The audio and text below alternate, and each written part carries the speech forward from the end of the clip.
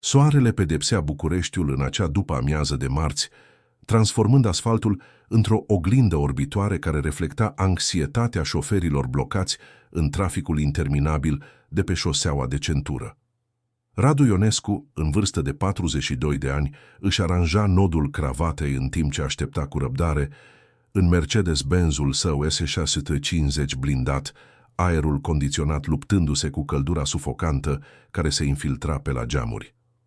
În calitate de CEO al Ionescu Construcții, una dintre cele mai mari companii de construcții din țară, Radu era obișnuit să controleze fiecare aspect al vieții sale, dar traficul bucureștean era singura forță care se opunea puterii și averii sale. Telefonul său mobil a vibrat pe consola centrală. Era asistenta sa, Adriana, care îi amintea de întâlnirea cu investitorii din Qatar ce urma să aibă loc în mai puțin de o oră. Radu a oftat, masându-și tâmplele. Ultimul lucru pe care și-l dorea era încă o negociere de miliarde.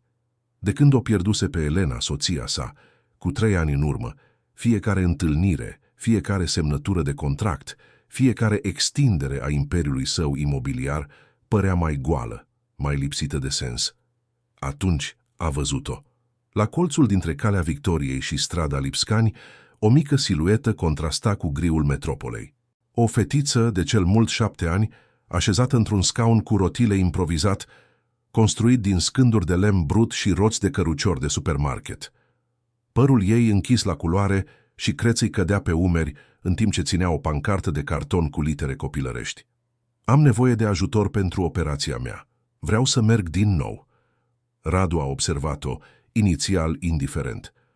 Orașul era plin de povești tragice, iar el învățase să se protejeze de ele. Dar ceva la acea fetiță l-a captivat.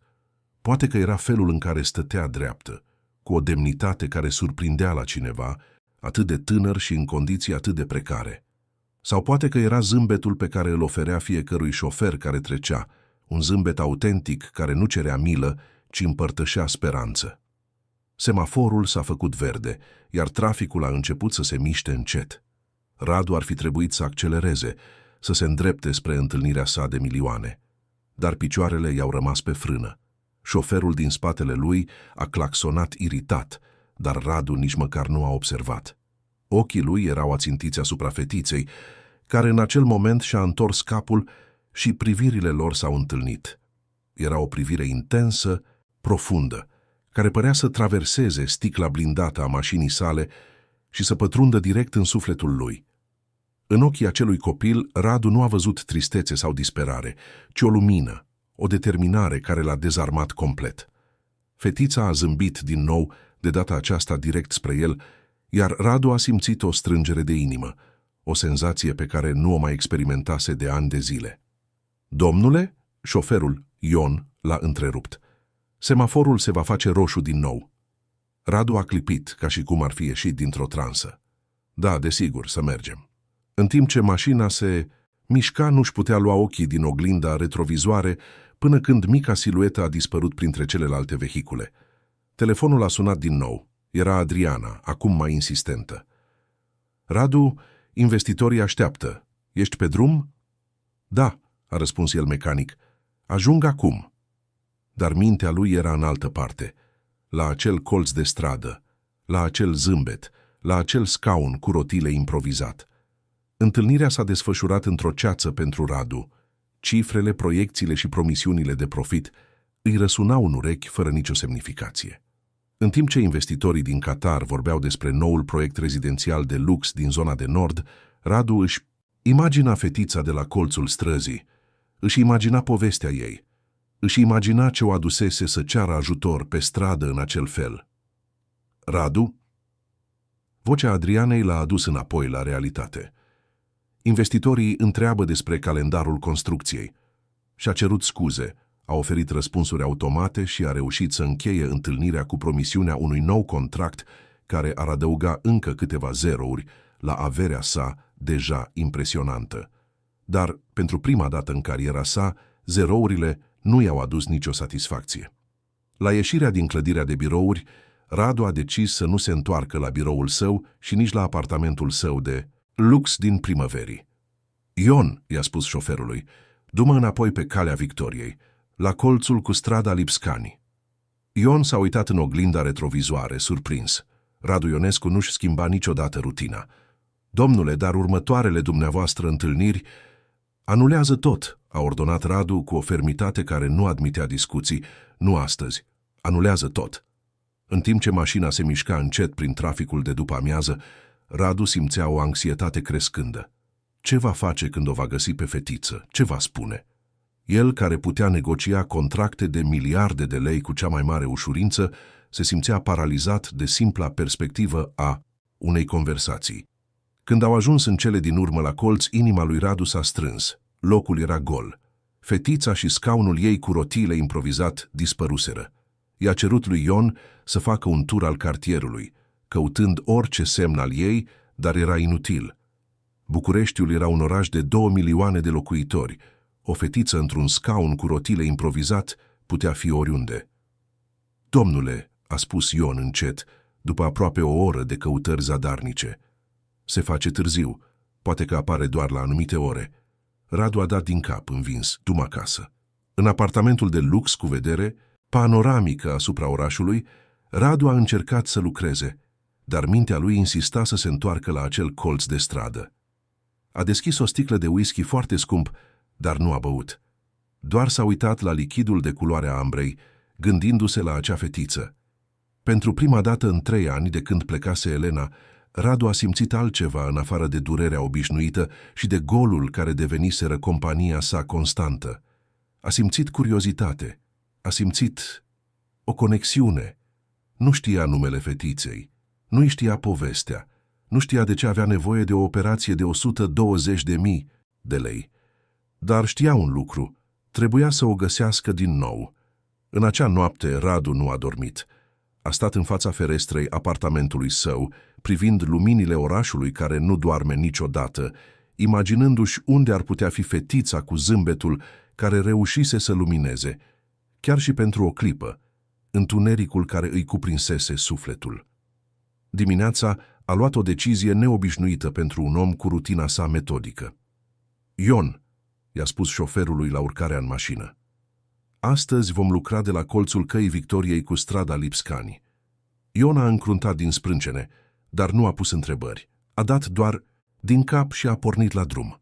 Când au ajuns, în jurul orei 8 dimineața, colțul era încă gol. Radu l-a instruit pe Ion să parcheze într-un loc de unde puteau observa mișcarea fără a atrage atenția. Și-a deschis laptopul, încercând să răspundă la e-mailuri și să participe la videoconferințe, dar ochii îi reveneau mereu la trotuar. Orele au trecut. Soarele s-a ridicat pe cer, traficul s-a aglomerat, s-a redus, s-a aglomerat din nou. Radu a anulat întâlniri, a amânat decizii importante, a ignorat apelurile consilierilor administrativi. Ceva fundamental se schimbase în interiorul său și încă nu putea înțelege pe deplin ce anume. Era aproape prânz când a văzut-o din nou. Fetița era împinsă de o femeie mai în vârstă, probabil bunica ei, în același scaun cu rotile improvizat. S-au așezat în același loc ca în ziua precedentă, iar fetița ținea pancarta, acum puțin uzată de folosire. Radu a ieșit din mașină înainte să-și dea seama ce făcea. A traversat strada cu pași fermi, ignorând mașinile care claxonau și șoferii care înjurau. Inima îi bătea cu putere, un ritm pe care nu-l mai simțise de pe vremea când o curta pe Elena. Când s-a apropiat, fetița l-a recunoscut imediat. Ochii ei s-au luminat, iar un zâmbet și mai larg decât cel din ziua precedentă i-a apărut pe față. "Te-ai întors," a spus ea, cu o voce dulce și surprinzător de puternică pentru cineva atât de mic.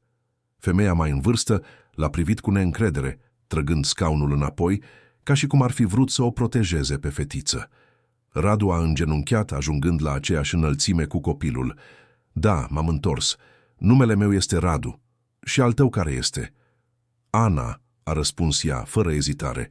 "Ana Popescu, iar aceasta este bunica mea, doamna Maria." "Îmi pare bine să vă cunosc," a spus Radu, uitându-se mai întâi la Ana, apoi la bunică, care încă păstra o expresie precaută. "Ana, eu nu m-am putut opri din a mă gândi la tine, la zâmbetul tău." Ana a râs, un sunet clar, ca niște clopoței. Toată lumea spune că am un zâmbet frumos. Mama spune că este cel mai bun dar al meu. Cu siguranță este, a fost de acord Radu. Ana, ți-am citit pancarta. Poți să-mi spui despre operația de care ai nevoie? Înainte ca Ana să poată răspunde, doamna Maria a intervenit. Domnule, dacă sunteți aici să dați de pomană, vă mulțumim, dar nu avem nevoie de milă.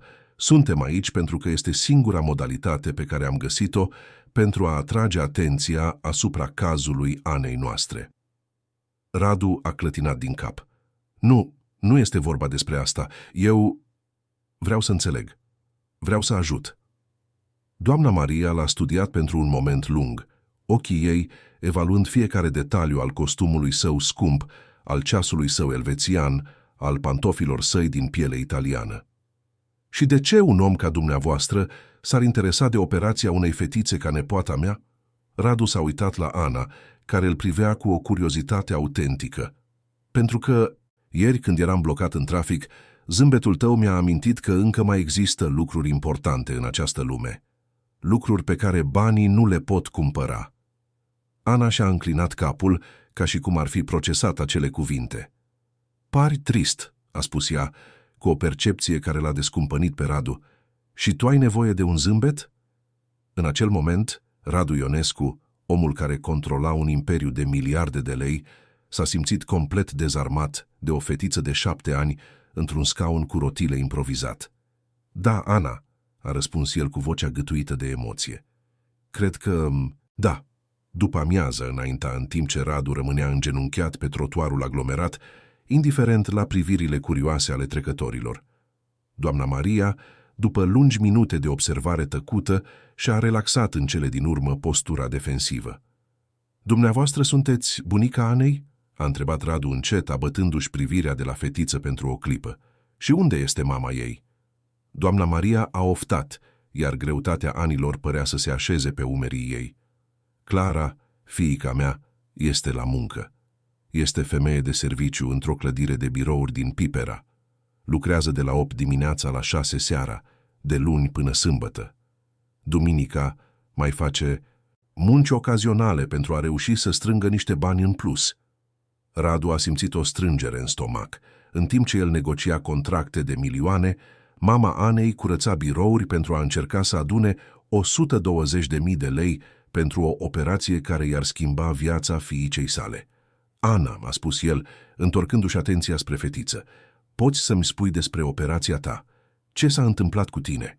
Fetița s-a așezat mai bine în scaunul ei improvizat, iar Radu a observat cât de atente și precise îi erau mișcările. M-am născut cu o problemă la coloană, a explicat, ea cu o maturitate care contrastă cu vârsta ei. Doctorii îi spun mielomeningocel. E ca un fel de gaură în spate și măduva nu a rămas la locul ei. Doamna Maria a completat. Când Clara a aflat, încă în timpul sarcinii, medicii au spus că Ana s-ar putea să nu supraviețuiască. Dar ea este o luptătoare de la bun început. S-a născut, a luptat și a învins toate provocările. Operația de care are nevoie acum este pentru a repara o problemă care s-a agravat în timp. Dacă nu o face, ar putea rămâne fără mișcare în picioare pentru totdeauna. Radu s-a uitat la picioarele subțiri ale Anei, acoperite de o rochie simplă, dar curată. Și cât costă exact această operație? 120.000 de lei, a răspuns doamna Maria, în timp ce aranja pancarta de carton. Am reușit să strângem aproape 5.000 în 2 ani de campanii. Mai este mult. Radu a simțit un nod în gât. 120.000 de lei. O sumă pe care o cheltuia fără să se gândească la o cină de afaceri, la o piesă de artă pentru colecția sa, la un ceas nou.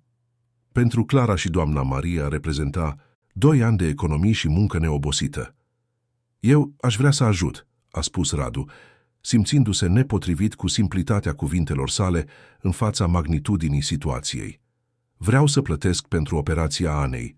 Doamna Maria l-a privit fix, cu ochii îngustați. Și ce ați câștigat dumneavoastră din asta? Publicitate pentru compania dumneavoastră? Vreun fel de deducere fiscală? Nu suntem interesate să fim folosite ca reclamă.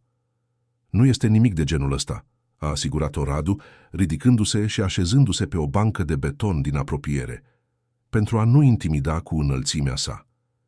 Eu doar am văzut speranța în ochii Anei ieri și asta m-a făcut să simt ceva ce nu am mai simțit de mult timp. Nu vreau nimic în schimb.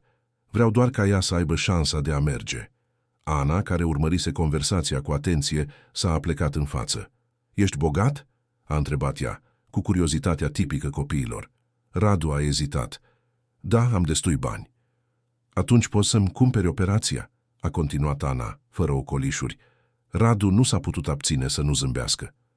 Da, pot." Ana a bătut din palme, un gest de pură bucurie infantilă. Buni, poate să-mi cumpere operația.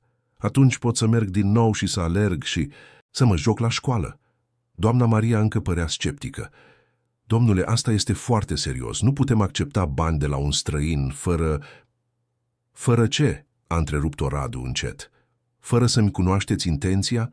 Lăsați-mă să vă dovedesc că sunt sincer. Hai să mâncăm o înghețată. Acolo, la cofetăria aceea. Putem vorbi mai mult și puteți decide dacă aveți încredere în mine." Ana s-a uitat la bunica ei cu ochi rugători. Te rog, buni, ador înghețata de ciocolată." Doamna Maria a ezitat pentru încă câteva secunde, analizând chipul lui Radu. În cele din urmă a dat din cap. Bine, dar nu mergem departe și trebuie să fiu înapoi la 4 ca să pregătesc cina." Radu a zâmbit ușurat. Perfect, să mergem." A ajutat-o pe doamna Maria să strângă scaunul improvizat și să-l pună în portbagajul mașinii sale spre surprinderea trecătorilor. Apoi, cu o delicatețe extremă, a luat-o pe Ana în brațe și a așezat-o pe bancheta din spate, prinzându-i cu grijă centura de siguranță. În timpul scurtei călătorii până la cofetărie, Ana a pus 1000 de întrebări. Ai copii? Unde locuiești? Îți place înghețata? Care e aroma ta preferată? Radu a răspuns la fiecare dintre ele, simțindu-se surprinzător de... în largul său. Nu am copii. Locuiesc într-un apartament în primăverii. Ador înghețata, iar aroma mea preferată este vanilia. Și mie îmi place vanilia, a exclamat Ana, dar astăzi o să cer de ciocolată, e de sărbătoare. La cofetărie, Radu a ales o masă în spate, mai discretă. În timp ce așteptau înghețatele, doamna Maria s-a relaxat în sfârșit puțin. Cum ați aflat de operația de care are nevoie Ana? A întrebat Radu. La spitalul de stat unde mergem la controale, a explicat doamna Maria. Medicii au spus că există o procedură nouă care nu este acoperită de casa, de asigurări și care i-ar da Anei mai multe șanse să meargă. Dar când Clara a aflat prețul, aproape că a renunțat. A spus că este imposibil. Dar Buni a spus că imposibil este doar un cuvânt mare pe care îl folosesc oamenii când nu vor să încerce, a adăugat Ana, lingându-se pe buze în anticiparea înghețatei care sosea. Radu a zâmbit. Bunica ta are dreptate și eu o să ajut să devină posibil. Înghețatele au sosit și, pentru câteva minute, singurul sunet a fost cel al Anei, săvârându-și cupa de ciocolată cu o concentrare impresionantă. Când a terminat, avea o mustață de ciocolată care o făcea să pară și mai adorabilă. Radu, a spus ea, ștergându-se la gură cu dosul palmei, pari trist. De ce? Radu a înghițit în sec, surprins de percepția fetiței. Doamna Maria a făcut un gest să intervină, dar Radu i-a făcut semn că totul este în regulă. Am pierdut pe cineva foarte important pentru mine, a explicat el, alegându-și cuvintele cu grijă. Soția mea. Ea a plecat acum 3 ani. Ana și-a înclinat capul. S-a dus la cer? Da, a răspuns Radu, simțind cum îi se umezesc ochii. S-a dus la cer. Bunica mea spune că cerul este un loc frumos, unde nu există durere sau tristețe, a spus Ana, luându-l pe Radu de mână. Atunci soția ta trebuie să fie fericită acolo. Radu a strâns mâna mică a fetiței, simțind o căldură care i-a străbătut brațul și s-a răspândit în piept. Sper că da. Doamna Maria privea interacțiunea cu lacrimi în ochi. Domnule Radu, Clara și cu mine am învățat-o mereu pe Ana că, în ciuda a tot ceea ce înfruntăm, încă avem multe pentru care să fim recunoscătoare. Ne avem una pe cealaltă, avem sănătate, în ciuda problemelor Anei, și avem credință. Poate că dumneavoastră ați apărut în calea noastră cu un motiv. Radu a dat din cap, fără cuvinte. Pentru prima dată în ani de zile, simțea că poate doamna Maria avea dreptate. Deci, am stabilit?" a întrebat Ana, întrerupând momentul. Îmi cumperi operația?" Radu a râs, un râs autentic care i-a ieșit din piept ca ceva ciudat și în același timp familiar. Da, Ana, am stabilit. Voi plăti pentru operația ta." A luat telefonul mobil și a sunat-o pe asistenta sa personală. Adriana, am nevoie să-mi anulez toate întâlnirile pentru următoarele zile." Da, toate. Și ea, legătura cu Spitalul Sanador.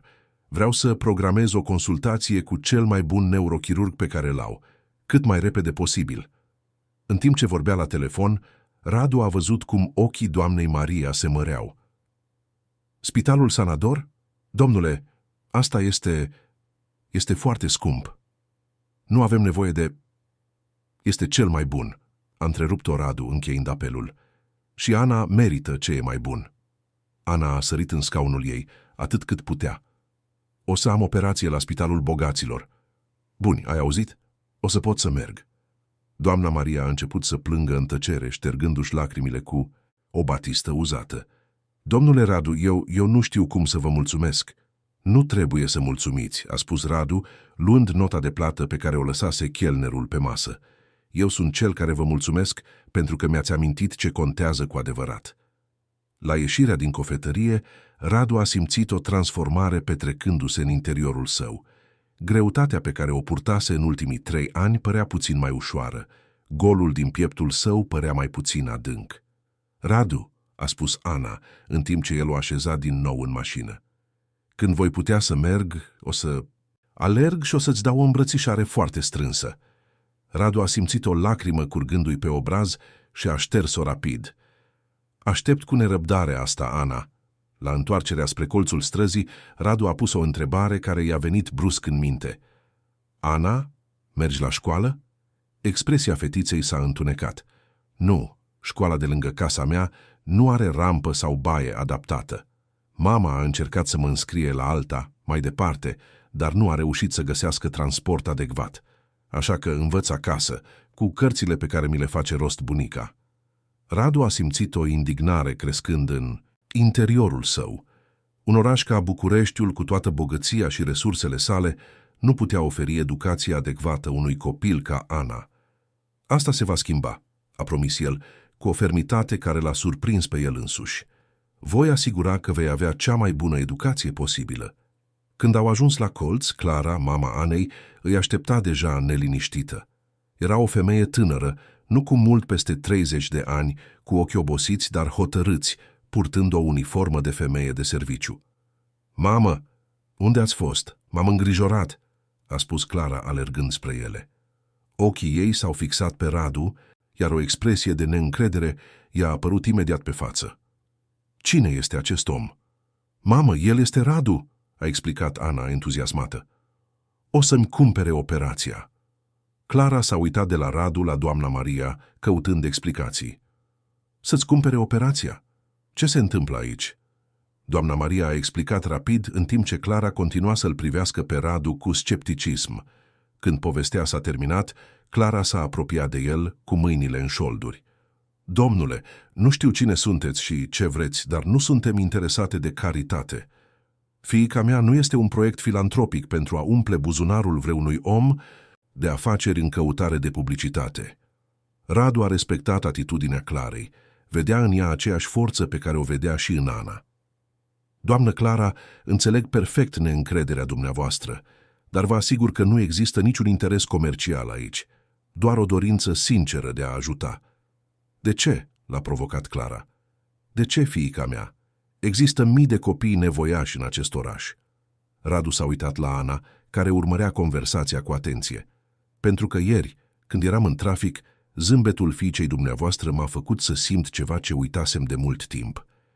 Ea mi-a amintit că viața încă are un scop, încă are frumusețe, încă are speranță. Și eu vreau să răsplătesc asta. Clara a continuat să-l studieze, ochii ei analizând fiecare detaliu. Și ce ați câștigat dumneavoastră din asta? Șansa de a vedea această fată alergând într-o zi, a răspuns Radu cu sinceritate. Și poate șansa de a-mi găsi un scop pentru mine însumi. Timp de minute lungi, Clara a rămas tăcută. Radu putea vedea lupta din ochii ei între mândrie și nevoie, între neîncredere și speranță. În cele din urmă a respirat adânc. Bine, a spus ea, încă precaută. Dar vreau să știu totul despre dumneavoastră. Vreau să știu cine sunteți, ce faceți, de ce faceți asta. Și vreau să fiu prezentă la fiecare pas al procesului. Fiica mea este viața mea și nu o voi încredința oricui. Radu a dat din cap, respectuos. De acord. Ce-ați zice să ne întâlnim mâine? Vă pot duce la prânz și putem vorbi mai mult. Clara a ezitat, apoi s-a uitat la Ana, care o privea cu ochi rugători. Bine, a fost de acord ea. Mâine, după ce termin munca, dar într-un loc public. Perfect, a spus Radu, simțind o imensă ușurare. Trec eu să vă iau. În timp ce se despărțeau, Radu a simțit telefonul vibrând. Era un mesaj de la Adriana. Consultație programată pentru vineri, ora 10, la dr. Radu Alexandrescu. Considerat cel mai bun neurochirurg pediatru din țară. Radu a zâmbit. Lucrurile se mișcau. Pentru prima dată în 3 ani, simțea că se mișcă odată cu ele. La urcarea în mașină, Radu s-a uitat în oglinda retrovizoare și le-a văzut pe Clara, doamna Maria și Ana, îndepărtându-se, mica familie unită în mijlocul mulțimii anonime a metropolei. Și a știut, cu o certitudine pe care nu o mai simțise de ani de zile, că viața lui se schimbase pentru totdeauna. Zilele care au precedat consultația medicală au fost un amestec de anxietate și speranță pentru mica familie. Radu, hotărât să se asigure că totul decurge perfect, a ținut să fie prezent în fiecare moment. Le-a vizitat pe Clara și Ana în casa lor modestă de la periferia Bucureștiului, un cartier numit Ferentari, cunoscut pentru dificultățile sale, dar și pentru reziliența locuitorilor săi. Locuința, după cum a descoperit, era mică, doar 2 camere pe un teren de 40 de metri pătrați, dar impecabil de curată și organizată. Pereții, deși scorojiți în unele locuri, erau decorați cu desenele Anei și cu citate biblice scrise de mână de doamna Maria. Este umilă, dar este casa noastră, a explicat Clara, în timp ce îi servea cafea lui Radu într-o ceașcă cu mici ciobituri. Am luptat mult pentru a obține acest colțișor. Radu s-a uitat în jur, observând detaliile care spuneau povestea acelei familii, o bibliotecă uzată de timp, dar plină de volume atent conservate, o mică sacoșă cu materiale de cusut lângă fotoliul, unde doamna Maria se așeza să se uite la televizor. Și în cel mai luminat colț al camerei, o măsuță unde Ana studia, înconjurată de caiete și creioane colorate. Îți place să studiezi, Ana?" a întrebat Radu, așezându-se pe un scaun de plastic care a scârțâit sub greutatea sa. Ador," a răspuns fetița, cu ochii sclipind, mai ales matematica și româna. Într-o zi o să fiu profesoară, ca profesoara mea de la școala unde mergeam înainte de a deveni mai greu." Radu a simțit o strângere de inimă. Visul Anei era atât de pur, atât de tangibil și în același timp atât de amenințat de starea ei. Vei fi o profesoară minunată, a asigurat-o el, și mă voi asigura că vei avea cea mai bună educație posibilă pentru asta. Clara privea interacțiunea, încă cu o oarecare reținere, dar ochii ei nu mai purtau aceeași neîncredere din primele zile. Domnule Radu, eu voiam să vă mulțumesc pentru tot ce faceți, dar voiam să înțeleg mai bine de ce noi, de ce Ana. Radu a respirat adânc, știind că era timpul să împărtășească mai multe despre el însuși. Clara, acum 3 ani, am pierdut-o pe soția mea, Elena. Am avut o fiică, Laura, care a plecat odată cu ea. Elena și Laura au murit într-un accident de mașină. Clara și-a dus mâna la gură, șocată. O, Doamne, să-mi pare foarte rău. Pe atunci, a continuat Radu cu vocea gâtuită de emoție, eram în culmea carierei mele, îmi extindeam afacerea, acumulam avere. Credeam că am totul, dar de fapt pierdeam ceea ce conta cu adevărat. După accident m-am închis în mine. M-am dedicat și mai mult muncii, folosind banii ca pe un scut. Fiecare nou contract, fiecare nouă achiziție, era o modalitate de a umple golul pe care l-au lăsat ele. A făcut o pauză, uitându-se la Ana, care îl asculta cu atenție. Dar ieri, când am văzut-o pe fiica ta la acel colț de stradă, ceva în mine s-a rupt. Am văzut aceeași determinare pe care o avea Elena. Am văzut aceeași speranță pe care o purta mereu Laura. Și mi-am dat seama că, în loc să-mi folosesc banii pentru a mă izola, i-aș putea folosi pentru a mă conecta, pentru a ajuta. Ana, care se apropiase în timpul relatării, și-a pus mâna mică peste cea a lui Radu. Îți este dor de ele? Radu a dat din cap, simțind cum îi se formează lacrimi în ochi. În fiecare zi. Bunica mea spune că dorul este atunci când îți lipsește cineva, dar știi că acea persoană este mereu în inima ta, a spus Ana, cu o înțelepciune care părea să depășească cei 7 ani ai săi. Deci soția și fiica ta sunt mereu cu tine? Radu a zâmbit în ciuda durerii. Bunica ta este foarte înțeleaptă, Ana.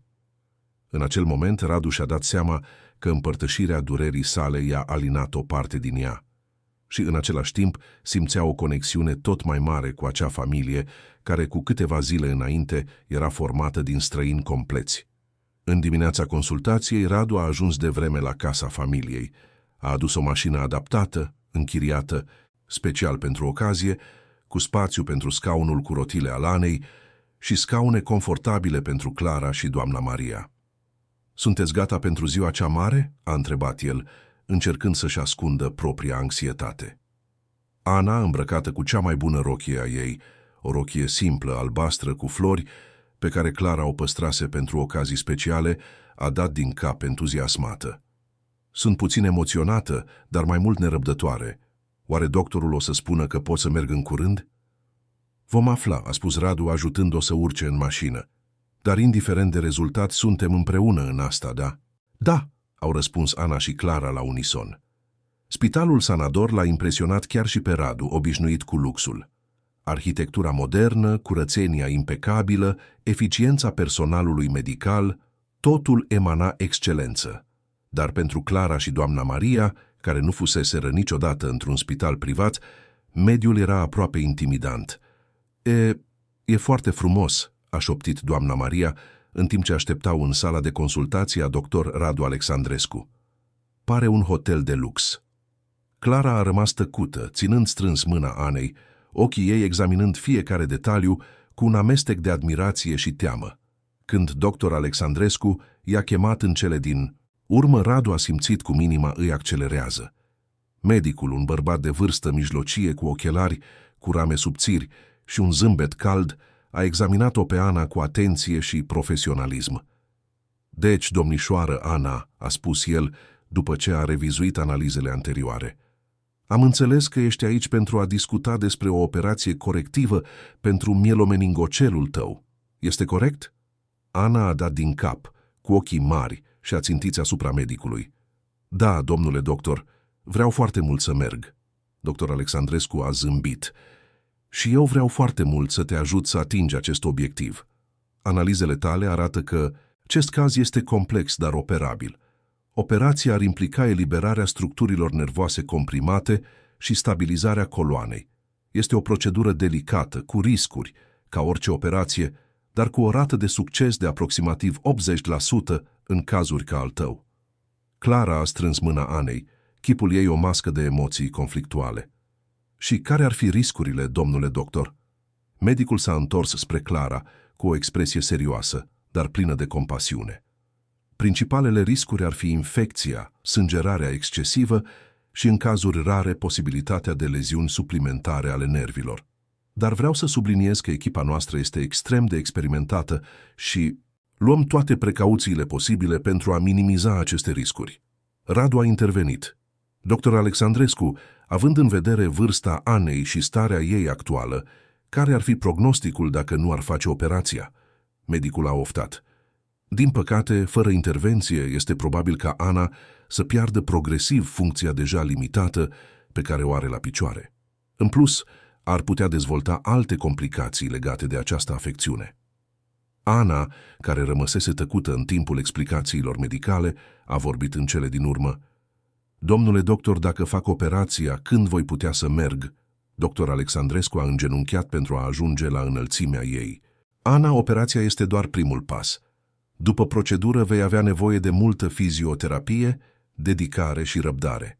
Unii copii încep să facă primii pași la câteva luni după operație, Alții au nevoie de mai mult timp. Fiecare caz este unic, dar cu determinare, și văd multă determinare în ochii tăi, ai șanse excelente de a-ți atinge obiectivul. Ana s-a uitat la Radu, cu ochii sclipind de speranță. O să reușesc, nu-i așa, Radu? Radu a dat din cap, simțind un val de emoție. Da, Ana, o să reușești. După consultație, în timp ce așteptau liftul, Clara s-a adresat, în cele din urmă lui Radu. Domnule Radu, eu nu știu cum să vă mulțumesc. Dr. Alexandrescu este cel mai bun medic pe care l-am fi putut găsi, iar costurile... Nu vă faceți griji pentru costuri, a întrerupt-o Radu încet. Totul este acoperit, inclusiv fizioterapia, care va fi intensivă și cu cei mai buni profesioniști. Clara a clătinat din cap, cu lacrimi curgându-i pe față. Niciodată nu am crezut că voi vedea această zi. Am muncit atât de mult, am economisit fiecare bănuț, dar nu ar fi fost niciodată de ajuns. Radu i-a pus o mână pe umăr. Clara, i-ai dat deja Anei cel mai important lucru. Dragoste, grijă și determinare. Restul este doar un detaliu. La întoarcerea acasă, Ana era euforică, făcând planuri pentru viitor. Când voi putea să merg, o să alerg în parc, o să mă joc șotron, o să dansez la ziua prietenei mele, Camelia. Clara a râs, un sunet pe care Radu nu-l mai auzise de la ea, clar, muzical, plin de bucurie. Calmează-te, micuțo, un pas pe rând. Dar am mulți pași de făcut, a insistat Ana. Ani și ani de pași pe care nu i-am putut face. Radu privea interacțiunea dintre mamă și fiică, simțindu-se în același timp parte din acel moment și puțin pe margine. Era o familie unită, cu dinamici proprii, povești împărtășite, amintiri pe care el nu le avea. În zilele următoare, Radu s-a implicat și mai mult în pregătirile pentru operație.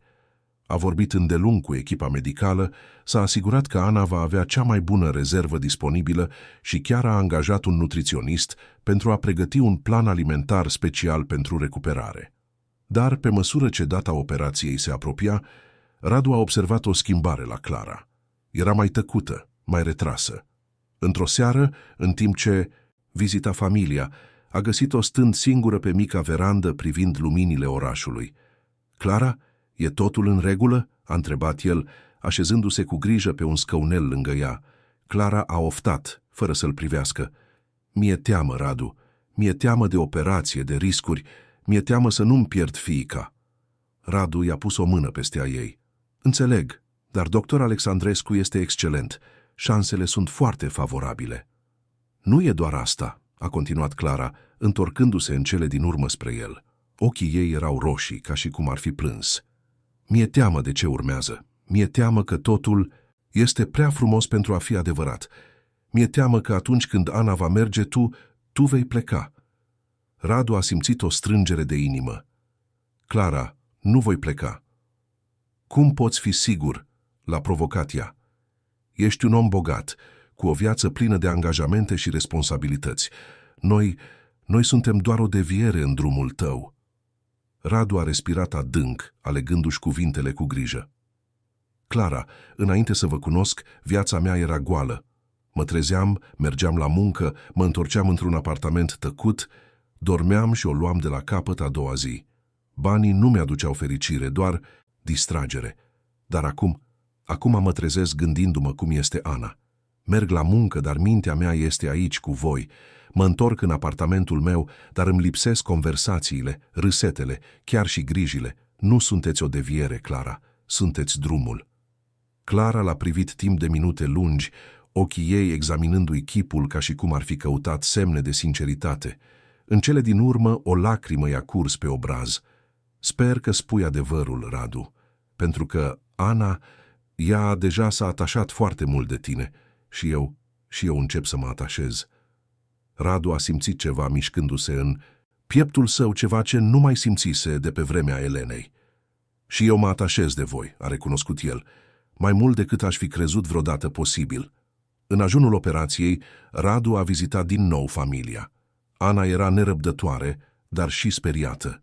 Pentru a o liniști, i-a adus un cadou, o păpușă personalizată cu păr creț ca al ei și, surprinzător, tot într-un scaun cu rotile. O cheamă Speranța, a explicat Radu, și te va însoți la operație. Când te vei trezi, ea va fi acolo, așteptându-te. Ana a îmbrățișat păpușa cu putere. Mulțumesc, Radu, o să am mare grijă de ea. În acea noapte, Radu abia a dormit. În apartamentul său luxos, se plimba de la un capăt la altul, îngrijorat de ce va aduce ziua următoare. Pentru prima dată în ani de zile, se simțea neputincios.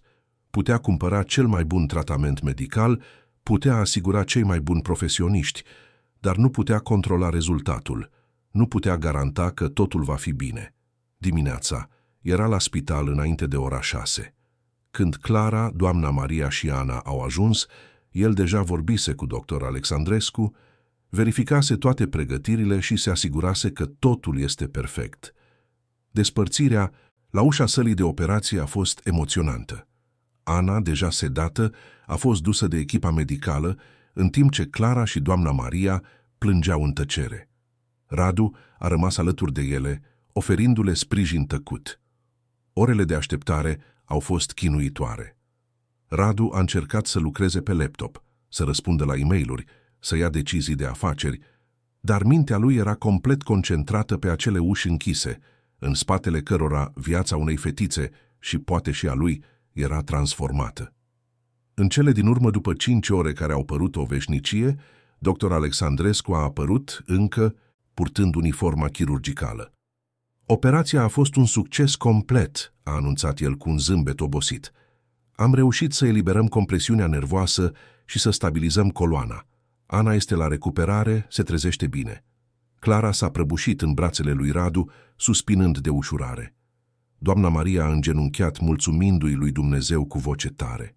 Iar Radu, ținând-o pe Clara, a simțit lacrimi curgându-i pe față. Lacrimi de ușurare, de bucurie, de speranță. Când au putut în cele din urmă să o vadă pe Ana, era încă somnoroasă, dar s-a trezit când a auzit vocea mamei sale. Mamă? A funcționat?" a întrebat ea cu o voce slabă. Da, iubirea mea," a răspuns Clara, sărutându-i fruntea. Totul a mers bine." Ana a zâmbit, un zâmbet slab, dar autentic. Știam eu. În acel moment, privind mica familie reunită în jurul fetiței, Radu a simțit o certitudine profundă. Viața lui nu va mai fi niciodată la fel. Și pentru prima dată în 3 ani, acest lucru nu-l speria. Dimpotrivă, l-a umplut de o speranță pe care credea că o pierduse pentru totdeauna. Zilele de după operație au fost o perioadă de adaptare pentru toată lumea. Ana a rămas în spital timp de o săptămână, perioadă în care Radu practic s-a mutat acolo, transformând rezerva de spital în biroul său temporar. Lucra pe laptop în timp ce Ana dormea, participa la videoconferințe pe holuri și lua decizii importante la telefon, în timp ce aștepta ca medicii să-și termine examinările zilnice ale fetiței. Clara, inițial surprinsă de devotamentul lui Radu, a început curând să aprecieze prezența sa constantă. Nu era doar pentru sprijinul financiar sau pentru statutul pe care îl reprezenta, ci pentru modul în care interacționa cu Ana. Citindu-i povești, ajutând-o cu mâncarea, distrăgându-i atenția în timpul procedurilor inconfortabile. Într-o după-amiază, în timp ce Ana dormea, Clara l-a găsit pe Radu stând într-un fotoliu lângă pat, privind-o pe fetiță cu o expresie pe care nu o putea descifra. Nu trebuie să stai tot timpul aici, Radu," a spus ea încet. Știu că ai o afacere de condus." Radu s-a uitat la ea, un mic zâmbet apărându-i pe buze. Afacerea mea poate aștepta. De 15 ani am amânat momente importante din cauza muncii. Nu voi mai face aceeași greșeală." Clara s-a așezat în alt fotoliu, păstrând vocea joasă pentru a nu o trezi pe Ana. Ai vorbit despre soția și fiica ta. Vrei să vorbești mai mult despre ele?" Radu a ezitat, apoi a dat din cap.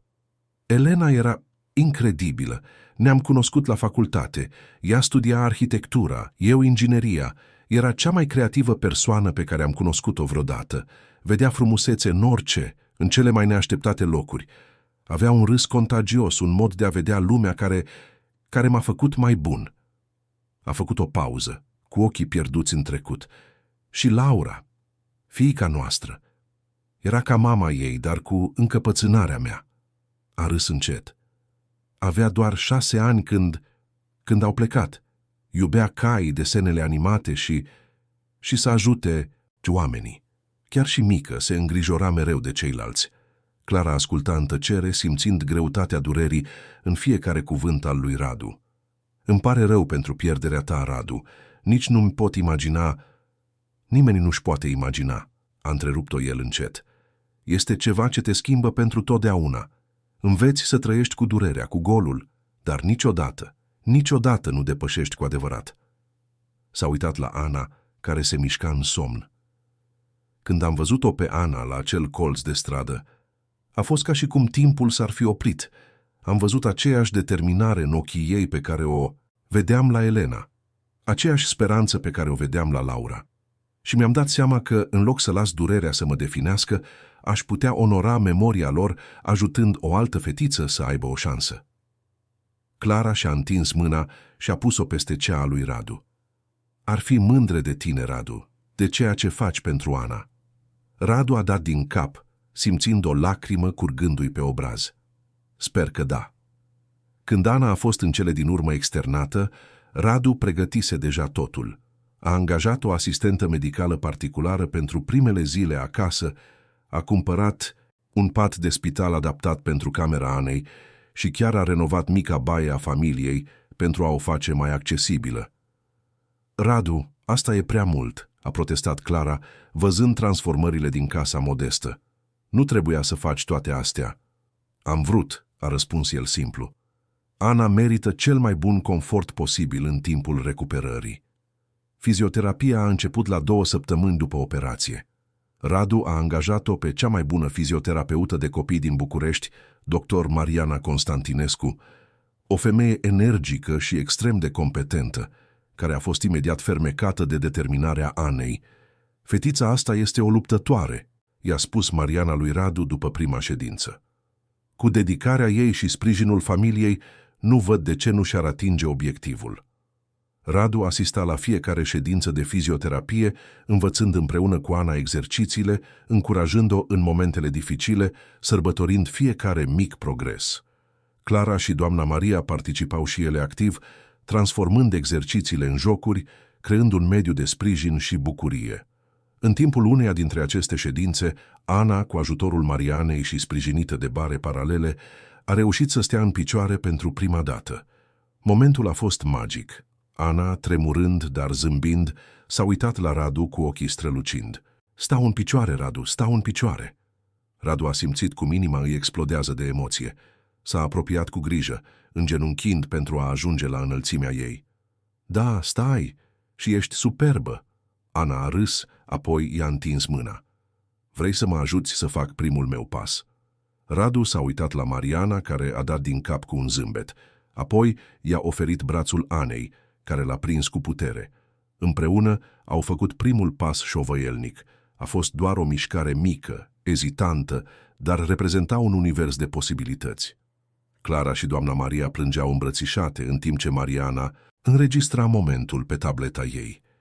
Radu, ținând-o pe Ana, a simțit o bucurie atât de intensă, încât aproape că îl durea. Era o senzație diferită de cea pe care o simțea când încheia o afacere mare, diferită de cea pe care o simțea când achiziționa o nouă proprietate. Era o bucurie mai profundă, mai semnificativă. Am mers, a strigat Ana când s-a așezat în cele din urmă, epuizată, dar euforică. Am mers. Da, iubirea mea, a spus Clara, sărutându-i fruntea, și vei merge din ce în ce mai mult. În săptămânile următoare, progresele Anei au fost constante. Cu ajutorul lui, Radu Clara a creat un jurnal de recuperare, înregistrând fiecare mișcare nouă, fiecare mică victorie. Radu, la rândul său, a început să-și reconsidere viața profesională. Într-o seară, în timp ce revizuia contracte în biroul său din apartament, Radu și-a dat seama că mintea lui nu era la muncă. Era în ferentari, imaginându-și cum ar fi Ana, dacă ar fi reușit să facă exercițiile din acea zi, dacă ar fi fericită. A luat telefonul și l-a sunat pe partenerul și prietenul său de lungă durată, Mircea. Mircea, trebuie să vorbim. A doua zi, Radu l-a invitat pe Mircea la prânz într-un restaurant discret din cartierul Dorobanți. După saluturile inițiale, Radu a trecut direct la subiect. Mă gândesc să fac niște schimbări în companie, Mircea, schimbări mari. Mircea a încruntat din sprâncene. Ce fel de schimbări? Suntem în cel mai bun moment al nostru. Profiturile sunt foarte mari, avem proiecte noi. Nu este vorba despre profituri, l-a întrerupt Radu. Este vorba despre scop, despre ce facem cu viața noastră. Mircea l-a privit confuz. Radu, construim unul dintre cele mai mari imperii imobiliare din țară. Nu este un scop suficient? Nu, a răspuns Radu, cu o fermitate care l-a surprins pe partenerul său. Nu mai este. I-a explicat despre Ana, despre operație, despre cum acea fetiță îi schimbase perspectiva asupra vieții. Mircea, vreau să rămân în companie, dar în mod diferit. Vreau să deleg mai multe responsabilități, să petrec mai mult timp în afara biroului. Să delegi cui? A întrebat Mircea, sceptic. Radu, tu ești inima acestei companii. Fără tine. Compania trebuie să învețe să funcționeze fără mine, a spus Radu. Și eu trebuie să învăț să funcționez fără companie. După lungi ore de discuții, Mircea a fost în cele din urmă de acord să ajute la tranziție.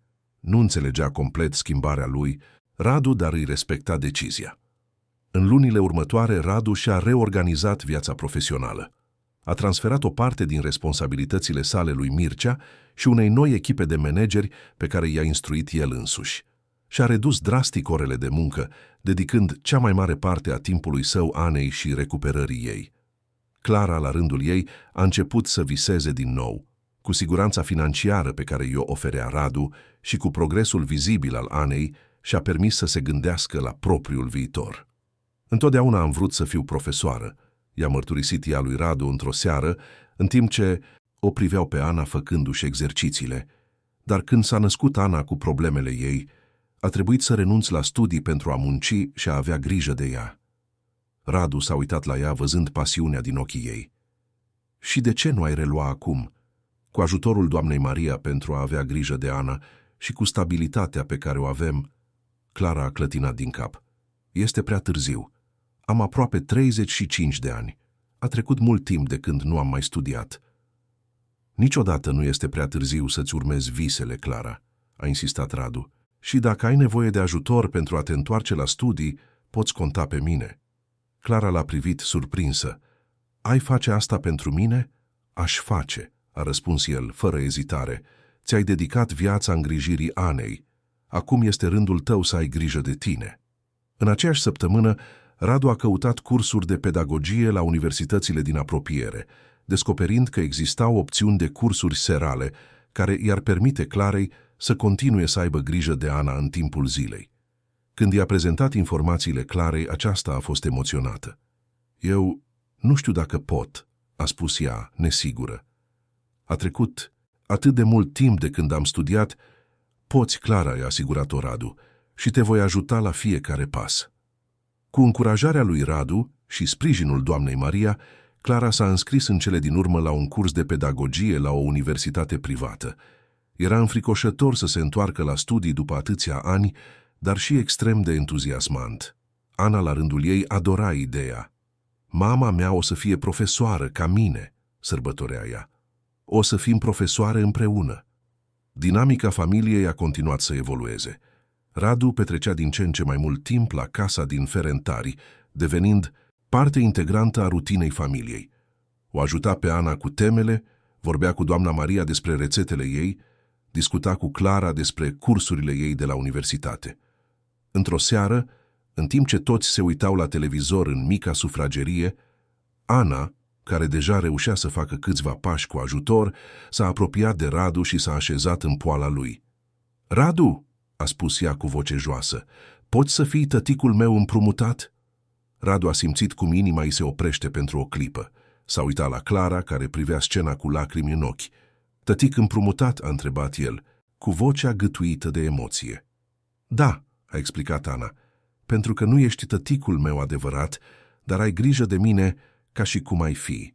Așa că poți să fii tăticul meu împrumutat, până nu mai am nevoie să fie împrumutat. Radu a îmbrățișat-o pe Ana cu putere, simțind o emoție atât de intensă încât abia putea respira. Da, Ana, aș fi onorat să fiu tăticul tău împrumutat. În acea noapte, înapoi în apartamentul său, Radu și-a dat seama că ceva fundamental se schimbase în viața lui. Apartamentul luxos, cu vedere la tot orașul, părea și mai gol și mai tăcut. Viața care înainte părea perfectă, succes, avere, statut, părea acum incompletă fără râsetele Anei, fără conversațiile cu Clara, fără poveștile doamnei Maria. A luat telefonul și l-a sunat pe avocatul său. Carol, am nevoie să încep să pregătești niște documente pentru mine. Vreau să fac schimbări semnificative în testamentul meu și în structura mea patrimonială. A doua zi, Radu a vizitat familia cu o propunere neașteptată. Clara, doamna Maria, Ana, m-am gândit mult în ultima vreme și aș vrea să vă pun o întrebare. A făcut o pauză, adunându-și curajul. Am cumpărat o casă pe un singur nivel, complet adaptată pentru Ana, cu grădină, aproape de universitatea unde studiază Clara și de o școală excelentă pentru Ana.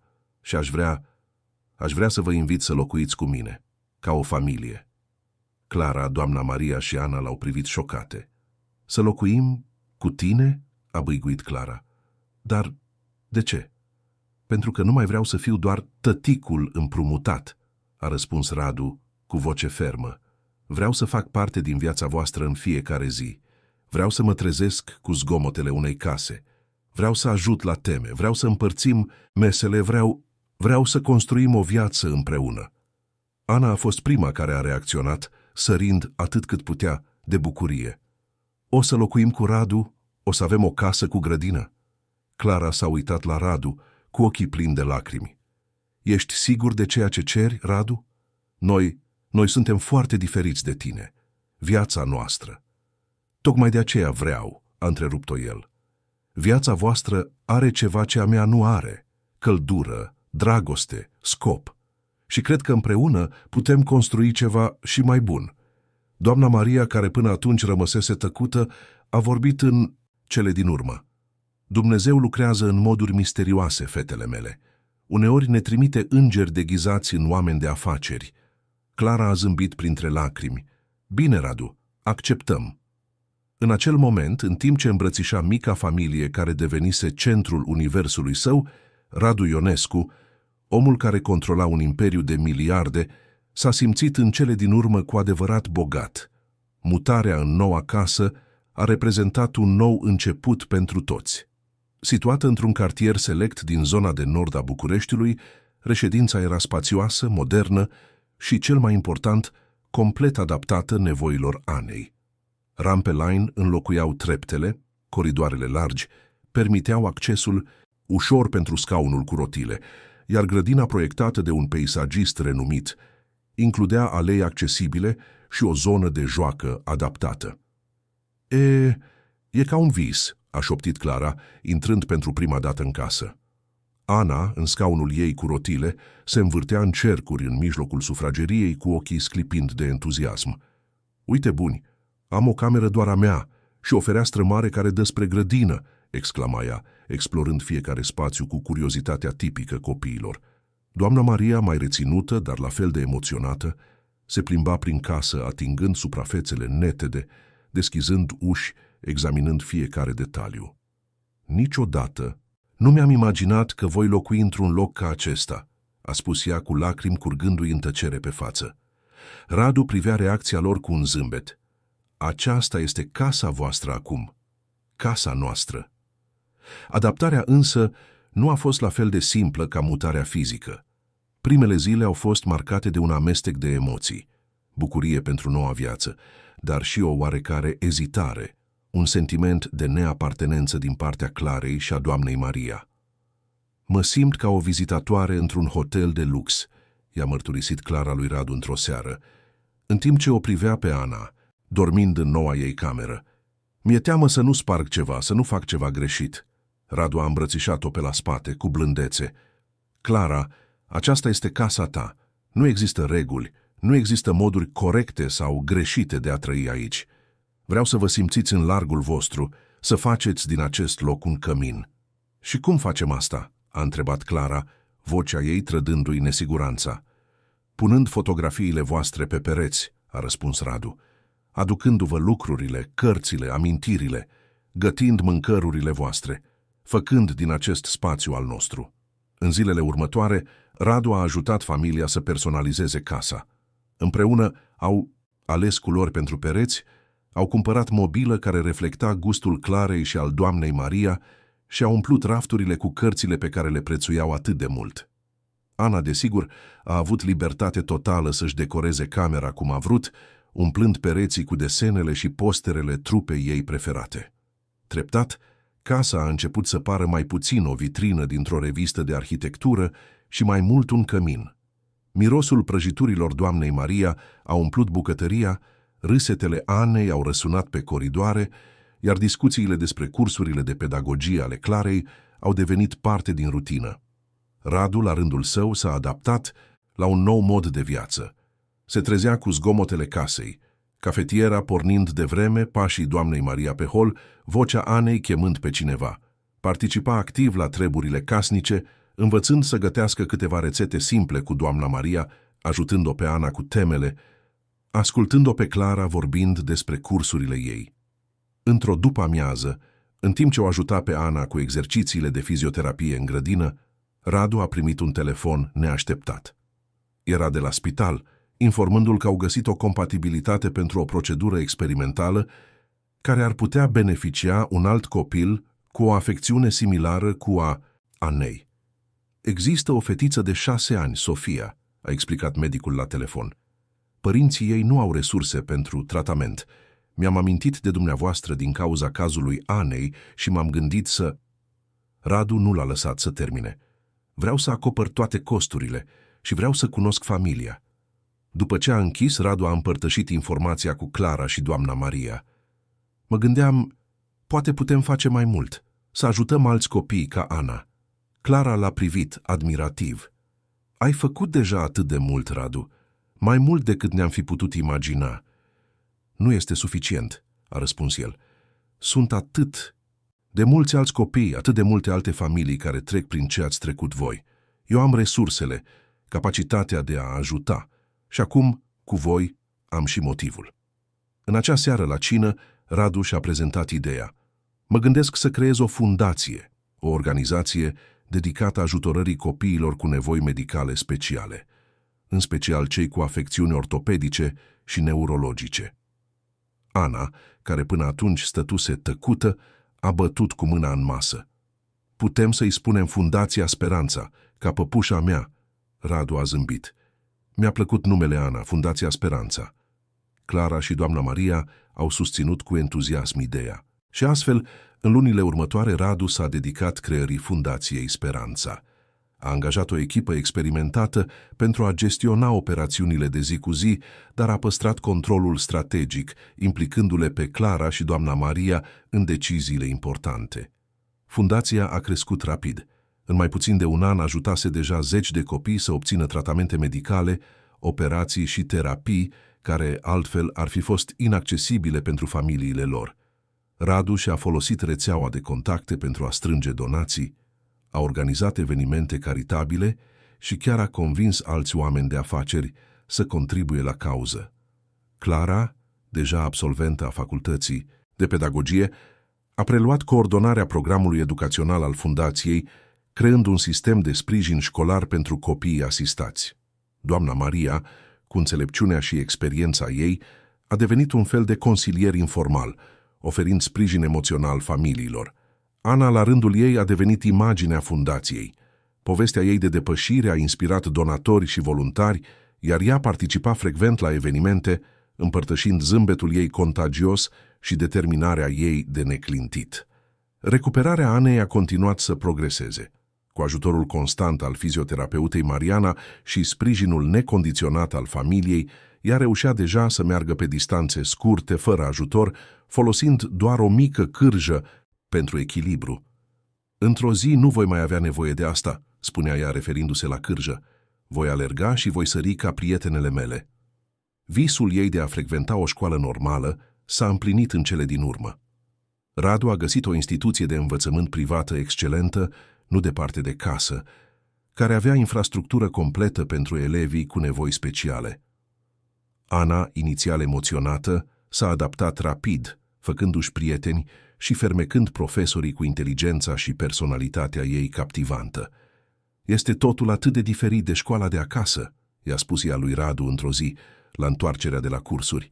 Avem laborator de științe, bibliotecă, chiar și un cor, iar profesoara de matematică este incredibilă. Radu privea transformarea Anei cu un amestec de mândrie și bucurie. Fetița timidă și rezervată pe care o cunoscuse la colțul căii Victoriei făcuse loc unui copil încrezător, extrovertit, plin de vise și planuri. Relația dintre Radu și Clara a evoluat și ea. Ceea ce începuse ca o alianță în jurul îngrijirii Anei s-a transformat treptat în ceva mai profund. Împărțeau nu doar responsabilități, ci și vise, temeri, speranțe. Într-o seară, după ce au culcat-o pe Ana, s-au întâlnit pe verandă, privind stelele. "Îți amintești ziua în care ne-am cunoscut?" a întrebat Clara cu vocea blândă în noaptea liniștită. Radu a zâmbit. "Cum aș putea uita? Mă duceam la o întâlnire de miliarde și am ajuns să cunosc persoana care avea să-mi schimbe viața." "Și tu ne-ai schimbat-o pe a noastră," a răspuns Clara, apropiindu-se de el. "Nici nu știi cât de mult." Au rămas în tăcere pentru câteva minute, bucurându-se doar de compania celuilalt. Apoi Clara a luat o decizie. "Radu," a spus ea, cu vocea puțin ezitantă, "eu sunt îndrăgostită de tine." Radu s-a întors spre ea, surprins, dar nu cu adevărat. Simțea același lucru de luni de zile, dar nu avusese niciodată curajul să recunoască, nici măcar față de el însuși. "Și eu sunt, Clara," a răspuns el cu vocea gâtuită de emoție. "De mult timp." Primul sărut a fost blând, ezitant, plin de ani de durere și speranță reținută. Reprezenta nu doar începutul unei idile, ci vindecarea a două suflete care găsiseră în dragoste o modalitate de a-și depăși pierderile. Relația lor a înflorit în lunile următoare. Au fost precauți la început, nevrând să grăbească nimic, mai ales având în vedere prezența Anei. Dar fetița, în înțelepciunea ei copilărească, a observat schimbarea și a sărbătorit-o. "În sfârșit!" a exclamat ea într-o zi, găsindu-i de mână în bucătărie. Era și timpul. Decizia de a oficializa uniunea a venit natural. Nu a fost un gest dramatic, ci o concluzie logică, următorul pas într-o călătorie pe care o începuseră împreună.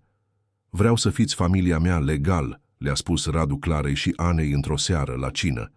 "Vreau să împărtășesc nu doar această casă, ci și numele meu, viața mea, viitorul meu." Clara și Ana l-au privit cu lacrimi în ochi. Doamna Maria, așezată la masă, zâmbea cu chipul luminat de fericire. "Și noi vrem să fim familia ta," a răspuns Clara în numele tuturor. Nunta a fost o celebrare intimă, desfășurată în grădina casei, doar cu cei mai apropiați prieteni ai lui Radu și familia extinsă a Clarei. Ana, reușind deja să meargă fără ajutor, a fost domnișoară de onoare, presărând petale de flori pe alee. În timpul petrecerii, Radu a primit o veste care avea să le schimbe și mai mult viețile. Avocatul său s-a apropiat discret, cu o expresie serioasă. "Radu, trebuie să vorbim. Este vorba despre fostul îngrijitor al proprietății tale din Sinaia. Omul care a fost concediat acum câțiva ani pentru un presupus furt." Radu a încruntat din sprâncene. "Da, îmi amintesc. Ce s-a întâmplat?" "Te-a dat în judecată," a explicat avocatul. "Susține că a fost acuzat pe nedrept și că are dovezi ale nevinovăției sale." Radu a simțit un fior rece pe șira spinării. La acea vreme nu se implicase personal în caz, lăsând decizia pe seama administratorului său de proprietăți. Omul fusese concediat, iar Radu nu se mai gândise niciodată la asta. "Ce fel de dovezi?" a întrebat el cu vocea tensionată. "Martori, înregistrări de securitate care au fost ignorate la acea vreme," a continuat avocatul. "Și mai este ceva. El susține că tu l-ai concediat personal, că l-ai amenințat." "Asta e o minciună," a protestat Radu. "Nu l-am cunoscut niciodată. Nu am fost niciodată în Sinaia în acea perioadă." "Știu, Radu," a spus avocatul, "dar trebuie să dovedim. Și este ceva complicat. Acest om are o fiică, o fetiță cu o afecțiune medicală rară. El susține că concedierea nedreaptă l-a împiedicat să obțină tratamentul adecvat pentru ea." Radu a simțit cum lumea se învârte cu el. O fetiță. o afecțiune medicală, o nedreptate pe care el, fără să știe, o comisese. Vreau numele lui, a spus Radu cu o voce fermă. Vreau numele lui și al fiicei sale și vreau să începi o investigație completă, nu pentru a mă apăra, ci pentru a descoperi adevărul. În acea noapte, în timp ce își sărbătorea nunta cu Clara, Radu purta o nouă greutate. Fericirea pe care o simțea era reală, profundă, dar acum era amestecată cu o îngrijorare crescândă. Dacă fostul îngrijitor spunea adevărul, dacă fusese concediat pe nedrept, dacă acest lucru afectase sănătatea fiicei sale, atunci Radu, chiar și fără să știe, fusese parte a problemei pe care acum încerca să o rezolve.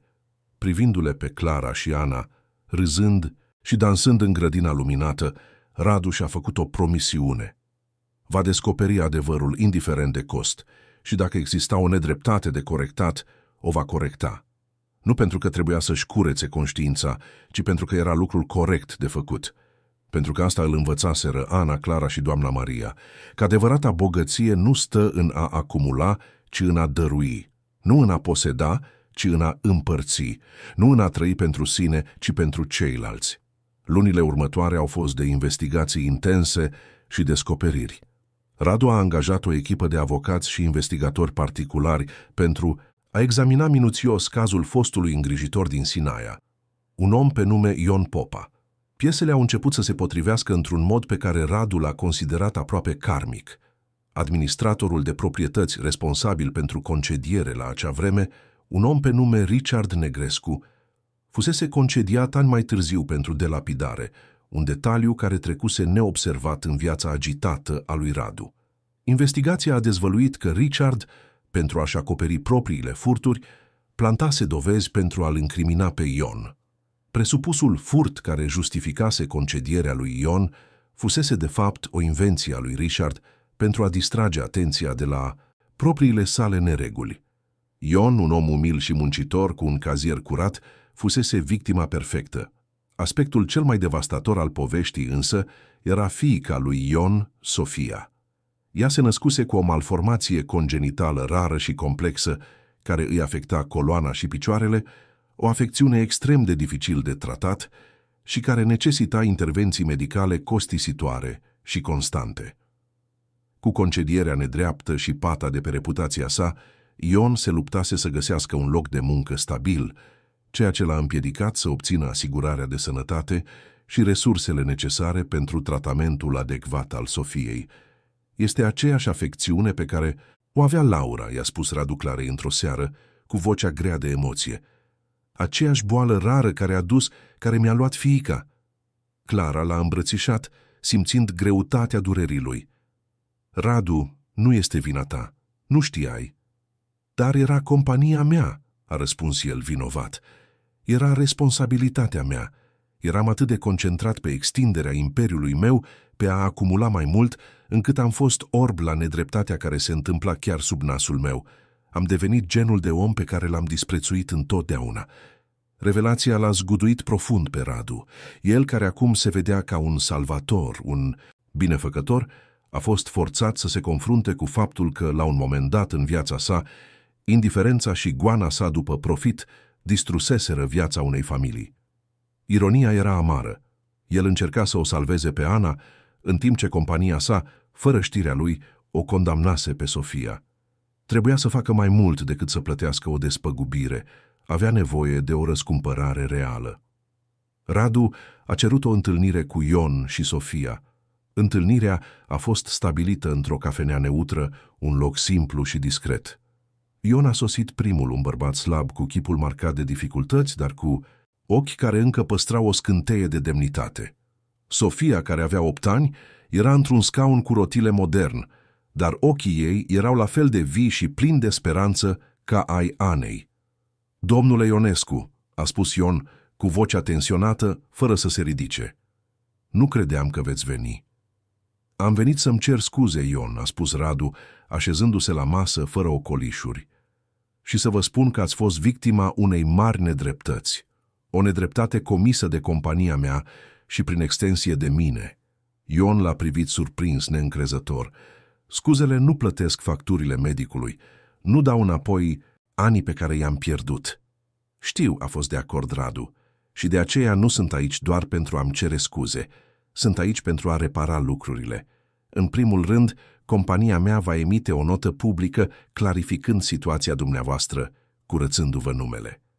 În al doilea rând, vă vom oferi o despăgubire generoasă, nu ca o caritate, ci ca o reparație pentru daunele cauzate.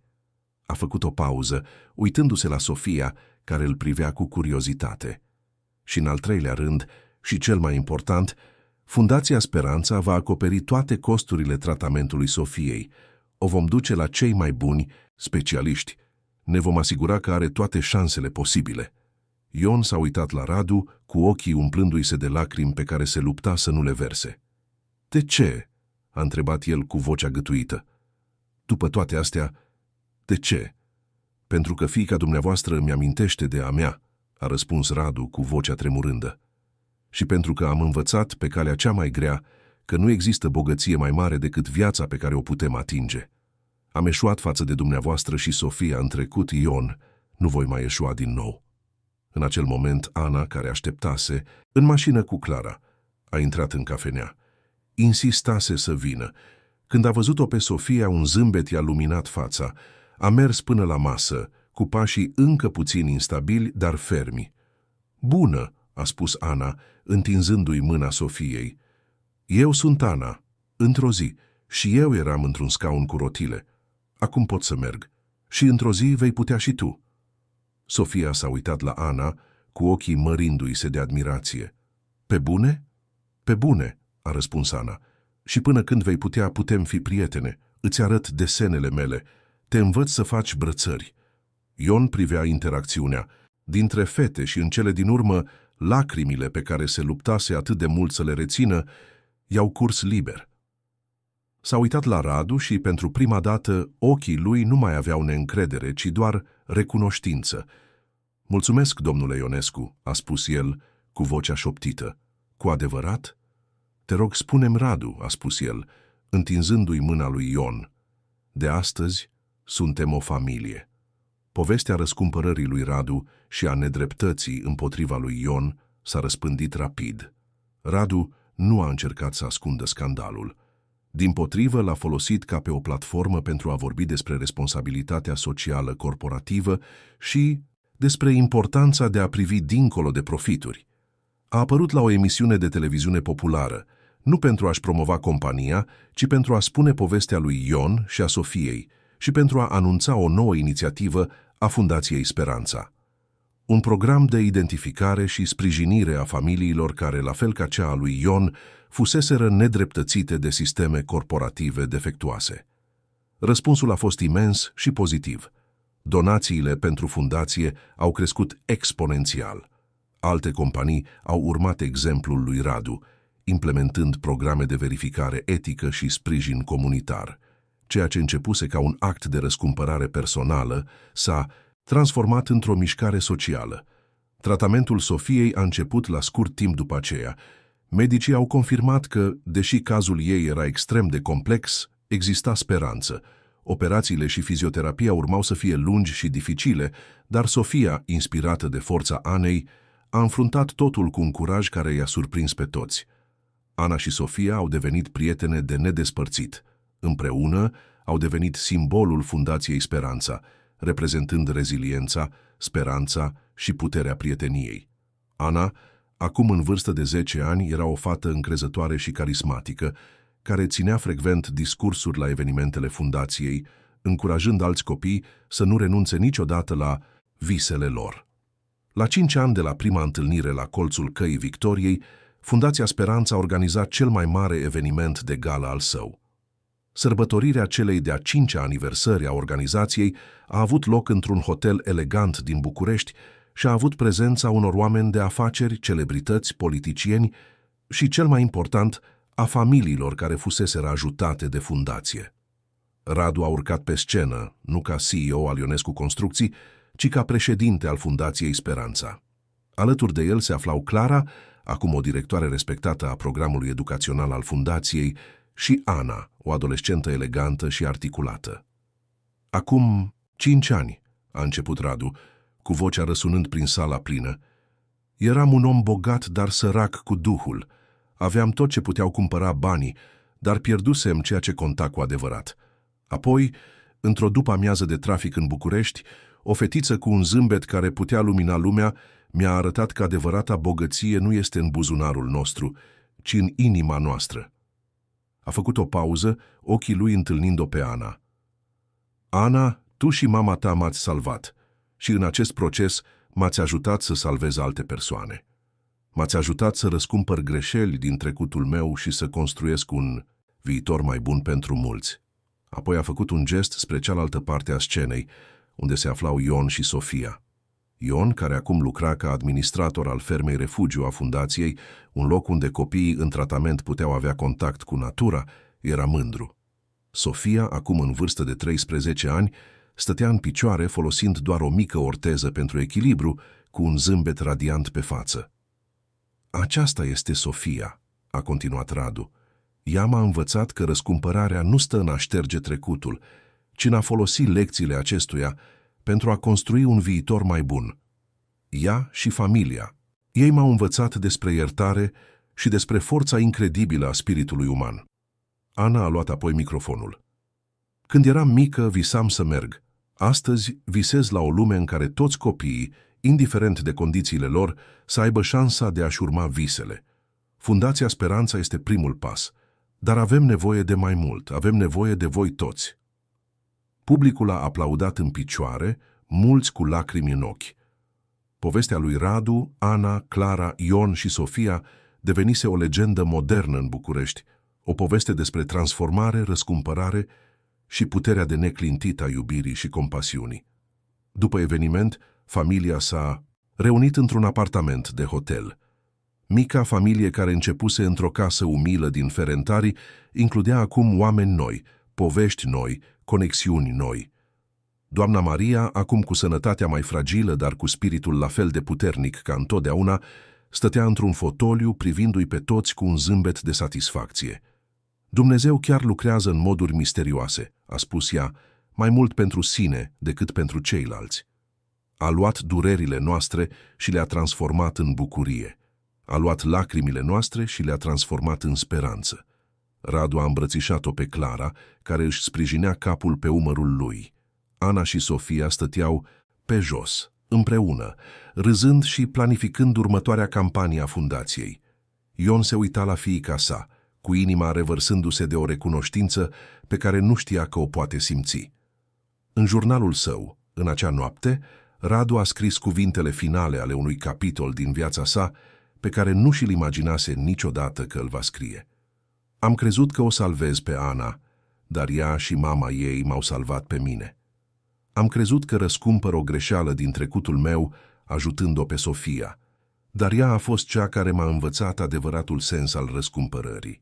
Adevărata bogăție nu stă în banii pe care îi acumulăm, ci în viețile pe care le atingem, în dragostea pe care o dăm și o primim și în familia pe care o construim pe parcurs. Ei au devenit familia mea completă, dovedind că minunile se nasc cu adevărat atunci când cineva decide să transforme dragostea în acțiune. A închis jurnalul și s-a uitat la scena din fața sa. Soția sa, femeia care îi vindecase inima, fiica sa, fetița care îl învățase să spere din nou și familia extinsă care devenise parte din ceea ce era el. Imperiul imobiliar încă exista, afacerile continuau, dar acum erau doar unelte, mijloace pentru un scop mult mai mare. Adevărata construcție a lui Radu Ionescu nu era făcută din beton și oțel, ci din dragoste, speranță și a doua șansă.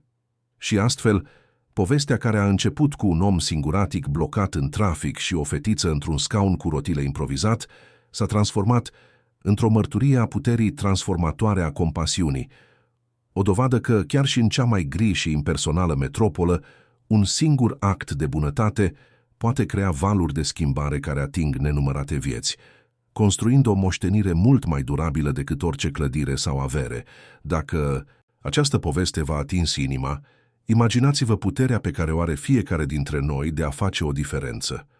Abonează-te la canalul nostru pentru a urmări mai multe povești ca cea a lui Radu și Ana, care arată că adevăratul eroism stă în micile acte de iubire. Lasă un like dacă crezi în puterea unei a doua șanse și în comentarii împărtășește o poveste de depășire care te-a inspirat. Împreună putem transforma mai multe vieți.